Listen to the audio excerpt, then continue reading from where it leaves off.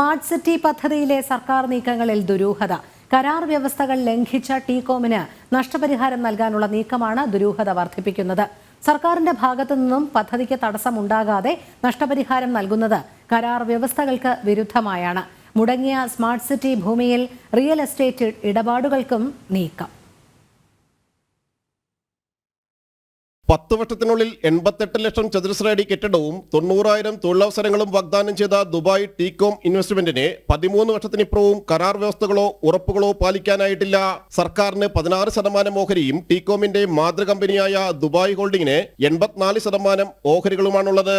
Smart city പദ്ധതി നടത്തിപ്പിലെ ടീകോമിന്റെ വീഴ്ച മറച്ചുവെച്ച് ടീകോമിന് നഷ്ടപരിഹാരം നൽകി പാട്ടഭൂമി തിരിച്ചെടുക്കാനുള്ള സർക്കാർ നീക്കങ്ങളാണ് ദുരൂഹത വർദ്ധിപ്പിക്കുന്നത്. 2007 ദുബായ് ഹോൾഡിംഗ്സുമായി ഒപ്പുവെച്ച കരാറിൽ സർക്കാരിന്റെ ഭാഗത്തുനിന്ന് പദ്ധതിക്ക് തടസ്സമുണ്ടായാൽ മാത്രമാണ് സർക്കാർ നഷ്ടപരിഹാരം നൽകേണ്ടത്. ഭൂമി ഏറ്റെടുത്ത് കൈമാറുന്നതും വൈദ്യുതി എത്തിക്കുന്നതുമായ കാര്യങ്ങളാണിത്. എന്നാൽ സ്മാർട്ട് സിറ്റി പദ്ധതിയിൽ കരാർ ലംഘനങ്ങളെല്ലാം നടത്തിയത് ടീകോമാണ്.